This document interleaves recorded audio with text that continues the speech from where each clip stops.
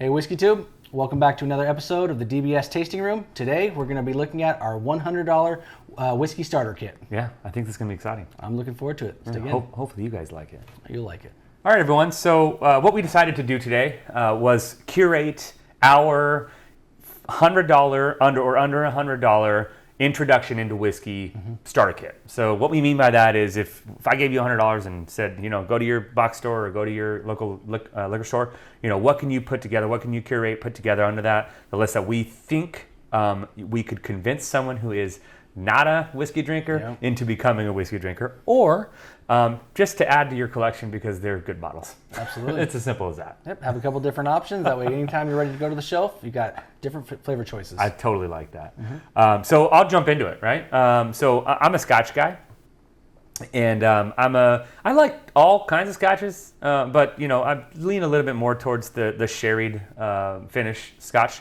So you're going to see a couple here in my profile selections, but I went with the Glenlive 12 from the Speyside region of Scotland.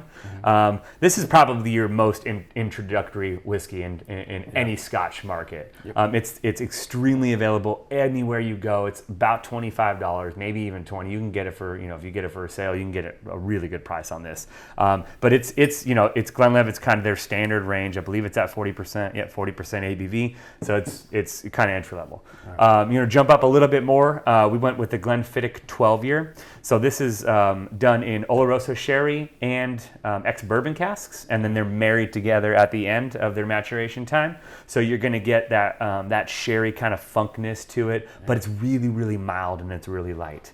And this bottle you can get anywhere from $35 to $40 at any local liquor store, and it's readily available on the shelf.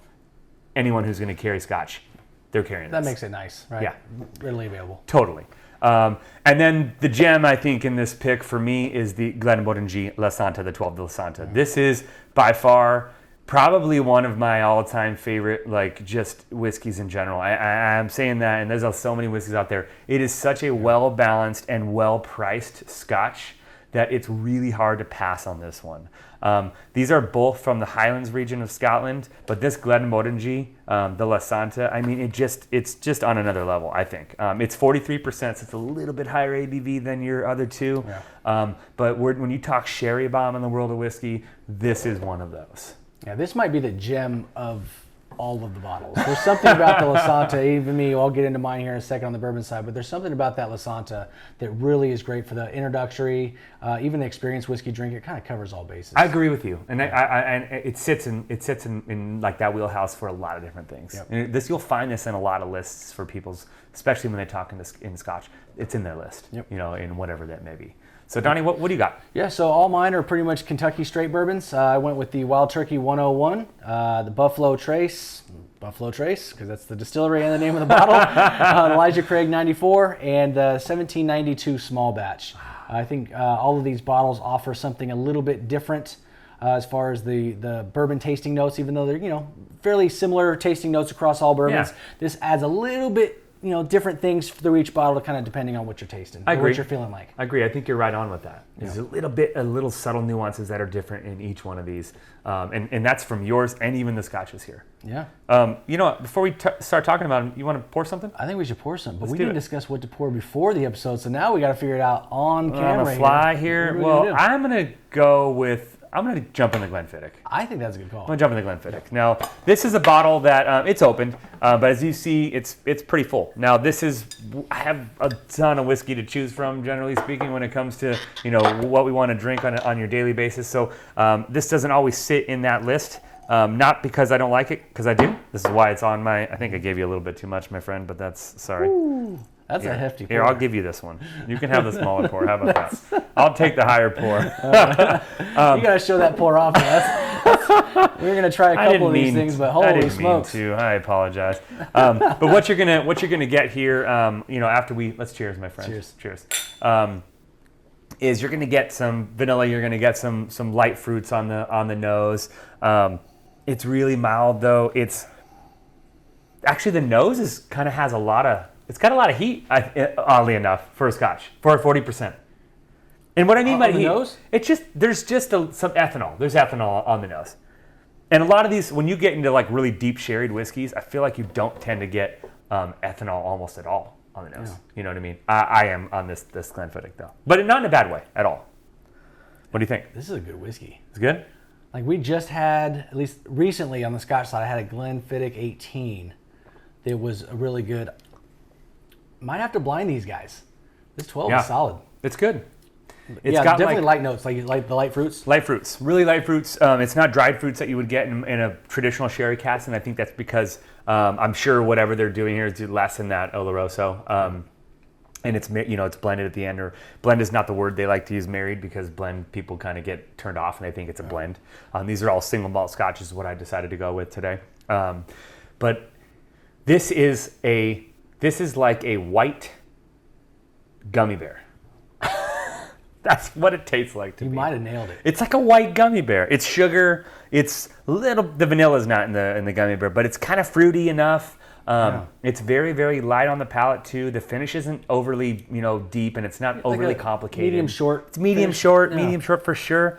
But it's really good. I mean, this is a great introductory whiskey for someone who is not into Scotch, and you want to try to convince them. Yeah. That's why we're looking at these three. I like that one. So I'm going to put this one aside, Donnie. Let's jump into one of yours. I'll actually start with the 1792. One of the things I really like about this, guys, it's not a high proof. It's a nice, well-balanced. It's got a lot of the banana notes, some of the things we'll get on some of these other bottles too, but a little banana, caramel, vanilla, really easy to drink. That's the one thing that I'm looking for with a lot of these introductory whiskeys, is you want something not necessarily with a short finish, but just things that it's not going to be off-putting. It's not going to scare away any potential whiskey drinker. Someone that's kind of that whiskey curious that we talk about. Yeah, whiskey curious. I don't know why I keep saying that, but I like it. Because there's just a lot to be curious about with how things are distilled. Sure. With the grains, the mash bills. There's just a lot involved with whiskey, and then as you kind of jump down this journey with us, we'll go more into detail on each of these pieces of the puzzle. But the 1792 I really like. It's one of those daily sippers. Yeah. It doesn't matter what mood you're in. You don't have to be craving a specific flavor profile. This one is just kind of delivered for you. You can just pour it neat. If you want it on the rocks, actually it wouldn't be bad on the rocks. Well, let's pour it. Yeah. Sure. We're talking about pouring it neat. Let's get it, buddy. All right. I agree. I think you're right, Donnie. That 1792 is a really nice entry-level bourbon.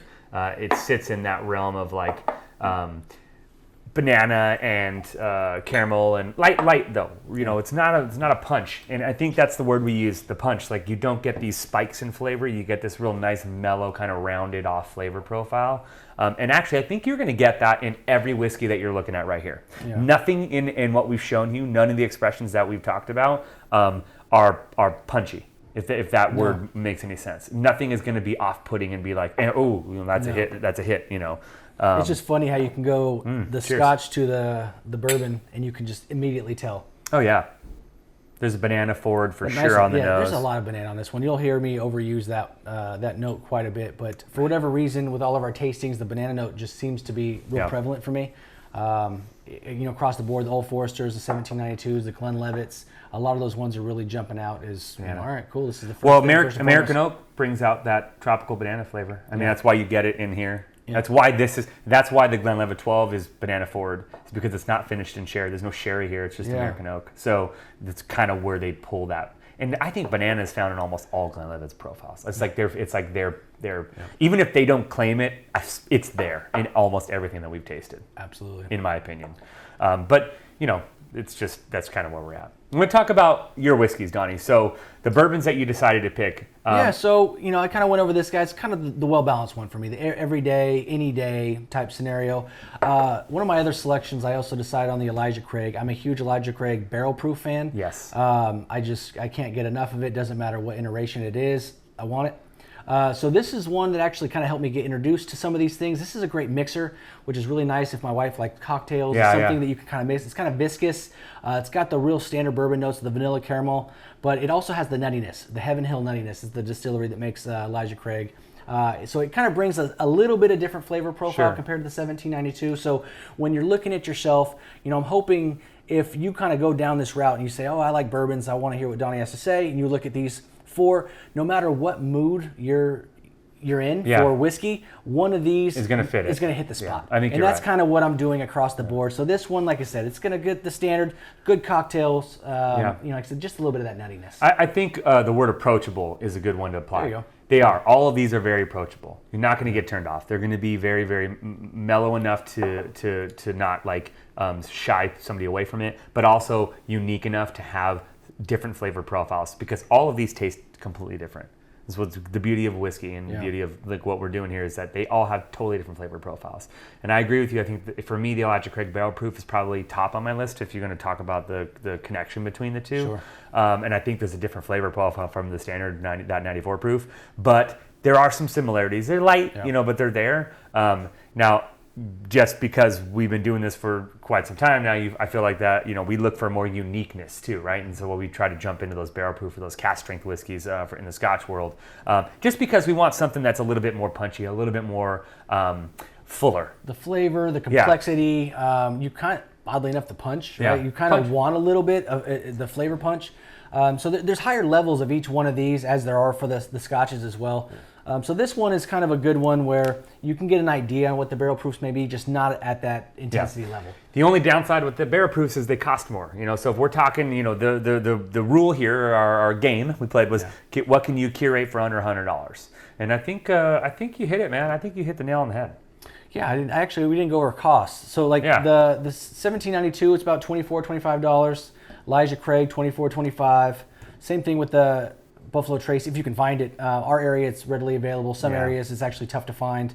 And then I think one of my favorites on here is the Wild Turkey 101, which is around $18. Yeah, it's crazy. That's $18. It's outrageous. Yeah, that's value. What do we call this? The party whiskey? This is like a college the party college whiskey. party whiskey. But then you revisit later as an adult once you're a little bit more. Wow, I really enjoy this. Like, this is a good whiskey. This is a really good. Well, whiskey. yeah, because again, you're talking like, you know, we've talked about this in the past, and the profile for me and what I like with whiskey has gone from, oh, it's really smooth and it's really easy to drink with something, now to, oh, I don't want anything in it and I want it as neat as it possibly can be, and I want it to be hot, and I want it to be heavy, and I want it to be I want it to be very viscous, and I want it to have a ton of flavor. So, but the reason we do that is because I enjoy that out of a whiskey. Yeah. I enjoy picking flavor profiles, notes that you may not have picked originally. Whereas, you know, when you're first an intro into whiskey, you're just like, it's too hard. I don't want anything harsh. Yeah. None of these are harsh. No. These are all very easy to drink. And very easy. You brought up a good point too, which is kind of fun. With each one of these, I can almost guarantee, because there's no certainties in life, but I can almost guarantee if you were to intro to any one of these whiskeys, and then as you get acclimated, as you try more whiskeys, and then you were to revisit them later on, I think you'll find an extra note that you didn't have before. 100% agree. You know, I know there's not a lot in bourbon, but overall, you know, pretty strong, you know, with there's enough. 3 or 4, but there's definitely enough that you can probably find something a little bit new. Especially if we talk about introductory. Yeah. Right? Introduction into whiskey, introductory, however you want to word it. You're gonna get, you know, real simple flavor profiles up at front. Like in the Glenlive 12, you might go banana. You know, actually, if you get banana, I'd be like, wow, that's pretty good. Generally, you're going to get vanilla out of this one, and you're not going to get much other fruit. But this one, you know, if you're gonna start picking off the fruits, like some of the stuff that we were, great. That's awesome. That's great, because that's the sherry. You know, and then, you know, you kind of go to the creme de la creme in my list, that Glenmorangie La Santa, and this is a sherry bomb, a funky sherry bomb that's like you know, burnt rubber in a good way. In a good way. Oddly enough, in a good way. Yeah, it kind of covers all the bases. It's just so all those good. different pieces add that complexity. And this is what I think is so interesting about the bourbon selections too. And me not even being a bourbon guy, I appreciate all of what you brought here. I definitely like the foolproof stuff a little bit more, but that's just because, again, my flavor profiles have gone from I really want something that's light and easy to drink to I really want something that I want to almost like, it's not like a fight, but it's a balance in your mouth, right? You're trying to go, oh my God, what am I picking out of this? Like, what am I pulling out of this? And it's kind of like a game. You know, the discovery of it is part of the fun. It really is part of the fun, because then you try to find consistencies in certain distilleries or certain mash bills or whatever it is, and see if you can, you know, dissect and isolate those notes, which is just a lot of fun. That same thing I do is good, man. It's good. That's one of just the better daily sippers. It's good. You know, if you just want a little sip. Like so this one talk about that. Let's elaborate a little bit more. If you were to pick out of your selection, and then I'll do mine after, what is your daily sipper? Out of the 4, what's your daily sipper? It would be the 1792. 1792. Yeah, this Agreed. one is just, it's easy to drink. It covers all bases. A lot of times I'm in the mood for certain flavor profiles. And sometimes with the amount of whiskey that is currently in my collection, I'm just indecisive. Yeah. I'm like, there's all these different options. This one is just this one and then the bottled and bond. I know it's not part of the selection, but it's 100 proof, a little bit more. It was a store pick too, so you got one of the better. It's a little more unique, or better barrels Yeah. of the selection. Yeah. But this one is going to be a really good one. Like I said, I love me some Elijah Craig, but that'll be a good for the mixers. Yeah. And it's very reasonably priced. Yeah. I think Buffalo Trace is up there as well, but it's one of those sweeter ones. Yeah. This is why I put this one in there. It's just you're going to get all of the sweet notes across the board, everything you're looking for. Tiny bits of cinnamon, the vanilla, the caramels, everything's going to jump through on this guy. And I think it's just want to be one of those bottles that anybody that comes in that's just interested in whiskey, that like the sweeter side, that don't want that alcohol punch or anything like that, they're going to be interested in something like that. I agree. It is very much sweeter than that. And as a non-flavored whiskey, because they're all Kentucky, those are just Kentucky straight bourbons. And what I've got is your standard 12-year single malts, but nothing. There's no additives. It's just the sweetness you get from the barrel and from the mash and from its maturation process. So that's what's so awesome about this. But I agree. I think the 1792 in my bar, that would be my daily drinker too. And it would also be that one that I keep in stock all the time to make sure that you have something readily available for people who you want to pour whiskey to. Yeah. Because you can't always, like I said, go to your top, bottles, your Glenlive 25s, your Bruichladdich Black Arts, because they cost a lot of money, and you don't bring out the top shelf if the person drinking it may not appreciate it. It's true, because willing to share, it's a turnoff for people. Yeah. If you give someone a Glenlive 25 or like a Mac, even a Mac 18, which isn't super up there, but it's a pricey bottle, and you say, oh, this is where do you go from there? Yeah. Especially for a novice whiskey drinker, they're going to go nowhere. That's it. That's the end. That's they think that's the creme de la creme, and there's nothing else to do. Yeah. But you actually derail their whiskey interest. Yeah, you got it. You got to build yourself up to it. If they don't like it. Yeah, and then you're almost like, oh, well, now I'm really screwed. So but I think for me, my daily, it's going to be the Glenmorangie. It's the most expensive. Actually, it's the most expensive whiskey that's sitting in the 7 whiskeys that we're looking at. Yeah, before this, when you were discussing kind of how you're going to break that out, I thought the Slainte was the breakaway daily. This Glenfiddich 18 or the 12 here. Is it kind of coming back at you? It didn't take the lead. The Slainte that's the daily, but it's a closer race than I thought. It's got a beautiful nose. This one is just. I'm even revisiting. Like I said, I love my 1792, and I'm kind of sipping on that. I had to go back to this Glenfiddich 12. I get more fruit now that it's been sitting out here. There's a lot more fruit forward on the nose than I did originally. It reminds me of, you ever get those little bags of like the dried fruits with the dried banana and all that stuff in it? Yeah. It kind of reminds me of the smell after you open the bag. Yeah, it's like that. It really is that. It's like a sugar punch. Yeah, because it got like the dried apricots, and it got the raisins, the banana. But it's not very sweet. It's not overly sweet. This is what's amazing. The palate. Yeah. The palate is very, very mild in sweetness, which is good. And I think, again, one of the reasons why it's on my list as an introductory whiskey, because you don't want to oversweet, the pot, right? You don't want to make sure that someone's like, oh, it's, whatever you're giving me is just way too sweet or too much sherry. Anyways, and you'll notice I didn't pick any peated whiskeys. Donnie didn't really go into any fool proof. I guess technically the 101 is... This is pretty close. It's pretty close. It's a good, segue into this 101. It's just... while I picked this as my daily, the 101 might be my favorite whiskey on here, because I feel like I'm getting a lot more flavors out of it. It's real strong cinnamon, real strong rye spice. The 101 proof kind of really brings it out. The cost is obviously phenomenal. It's available everywhere. Yeah. When you're looking, if this is going to be your entry level, this would be kind of your Friday night pour. Yeah. Right after a long week, you get a lot more flavor. You're kind of this the tail is end. Bump it up a little bit. You just kind of bring it up a notch. I think these are 90 proofs and then 94, so 101 proof. Yeah.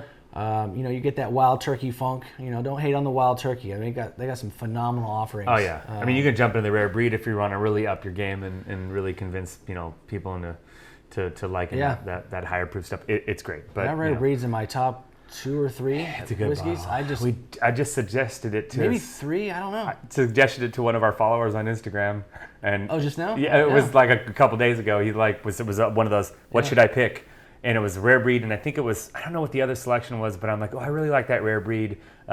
And I was like, you should try it. I think you'll like it. And it was just a suggestion. And then he went out and posted a picture of him, and he goes, No way. thanks at Dramble Society. I'm surprised you didn't see it, but I was No. like, this was fun because it was like, yeah, that was a suggestion, and he was Yeah. like totally sold on it. So, that's what I love about the whiskey community, and especially on Instagram, Yeah. on Facebook, or any of those, social media sites, is that, there's a lot of camaraderie there. People want to help you out, and it's like, I don't want to ever turn anyone off to anything, so we're going to try to be as positive as we can, but give honest opinions on what we think is, tastes are, and so on and so forth. So in different episodes, I think we'll do this again, and we'll do like let's bump it up, 200. Yep. Or let's say barrel proof. Or maybe you guys can tell us what you would not like. Take this one out. Maybe you want to get rid of the Glenlive 12. Sub a bottle or something like that. Yeah, sub a bottle, because we can do that. Yeah, and if we got the other DBS members involved, it'd be kind of cool if we had a pool of bottles, and then as a group, we have to decide, hey, what's our $100? Yeah. We'll throw it up here. It'll be on the screen. You'll see it while we're talking here. You'll see the infographic of our current member status and what their $100 introductory into whiskey starter kit is. Yeah. And that's what we'll call it. The DBS starter kit. Yeah, I will say though, if they're gonna do bourbon, I feel like mine's gonna be hard to beat. Yeah. But I said that on our last episode about the blending, and I took last, so there's a high likelihood, but that I could take an L. But I think this one's gonna be tough to beat. you need to win. Don. I gotta get. I took second on the blend, and I sucked. Anyway, Yeah. So, but thanks for sharing the time with us, guys. Hope you enjoyed what we've selected here. If you have any questions, let us know, man. Yeah. We'd love to hear your feedback too. Sure. What bottles would you choose? What did we miss? Right. There's a lot of good bourbons out there. Stuff. Well, we had to. We had to miss something. All right, everyone. Well, let's grab your glass so we can toast. So, what are you gonna go with? What are you doing? I only have the Glenfiddich 12. All right, I drank all Glenfiddich 12 it is. 1792, so. All right. Well, cheers to you. Cheers to you. And from the Dram Bell Society, may you enjoy your dram one grain at a time. All right.